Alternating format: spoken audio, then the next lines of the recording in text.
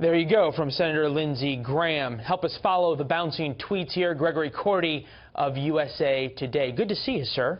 Sure. All right, we all thought we were going to have a quiet morning. Evidently, Mr. Trump's aides thought they were going to have a quiet morning, and then they, like all of us, woke up to this. Help us unpack here. What's new here? We've seen these reports before that there was perhaps a request to a FISA court, which is the secret court for national security, for wiretaps against a couple of Trump aides. There's a big distance between that and President Obama, quote unquote, ordering Mr. Trump's phones tapped. Yeah, anytime you see an early morning tweet from President Trump, you really have to figure out what he was watching or what he was reading immediately before he tweeted that. It looks like probably a Breitbart article from Thursday or Friday. Which referenced a Mark Levin rant on talk radio, which referenced a blog, an old and unsubstantiated story back from November that somehow the Obama administration, the FBI, was wiretapping Trump Tower in an effort to figure out Russian connections between the Trump campaign and some Russian banks. That has now resurfaced because the President of the United States tweeted. It's not something any of us were talking about. The President of the United States says something. It's news, whether it is true or not, whether it is relevant at that moment or not. To that point, your colleague over at the Washington Post, Robert Costa, great reporter by all accounts, sent this out this morning. Trump left White House in fury on Friday, fuming about Sessions' recusal and telling aides that Sessions shouldn't have recused himself. Follow-up from Mike Allen saying, in Trump's mind, an inch of retreat, even if facts seemingly demand an apology, is unforgivable. Is that perhaps the answer to the question, why now? Look, President Trump has had a roller coaster of a week, right? On Tuesday, he delivered a speech that exceeded all expectations. He basked in that for most of Wednesday before these latest revelations came out about Jeff Sessions' contacts with the Russian ambassador. President Trump, on the aircraft carrier USS Gerald Ford, told reporters, no, Sessions should not recuse himself.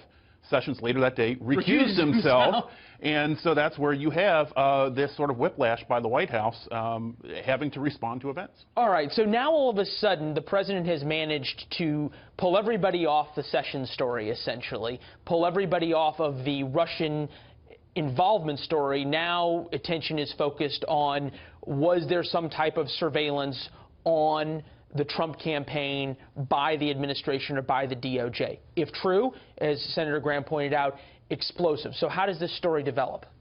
Well, I mean, certainly we have not heard anything from President Obama himself. President Obama himself would not order something like this under the system of laws that we have. Conceivably, the president really can't order it unless it is Watergate. You have to go through the FISA court and get a warrant. Absolutely. So if something like this is happening, it's happening in the FBI, and it's secret for obvious reasons. Either there is a criminal investigation against Trump himself or members of his campaign, or this is a FISA court investigation in which the FBI is investigating foreign nationals and their contact with U.S. persons who they believe may be acting as agents of a foreign power. Either way, if there is an investigation, that's not good for Trump and his White House. Well, and conceivably, the Attorney General is the one who would run such an investigation. He has said he's going to recuse himself. So what happens? We've heard from the White House in the past couple of minutes that they're sort of scrambling to try to figure out what's going on behind the scenes, see if they can get some more information to get out. So who's running things at the Department of Justice this weekend if Jeff Sessions has recused himself? Well, then it would fall to the Deputy Attorney General, who is currently acting, this Dana Buente. He was the acting Attorney General before Jeff Sessions was sworn in. He's the U.S. Attorney for the Eastern District of Virginia. Trump's nominee for Deputy Attorney General has a confirmation vote coming up in the Senate.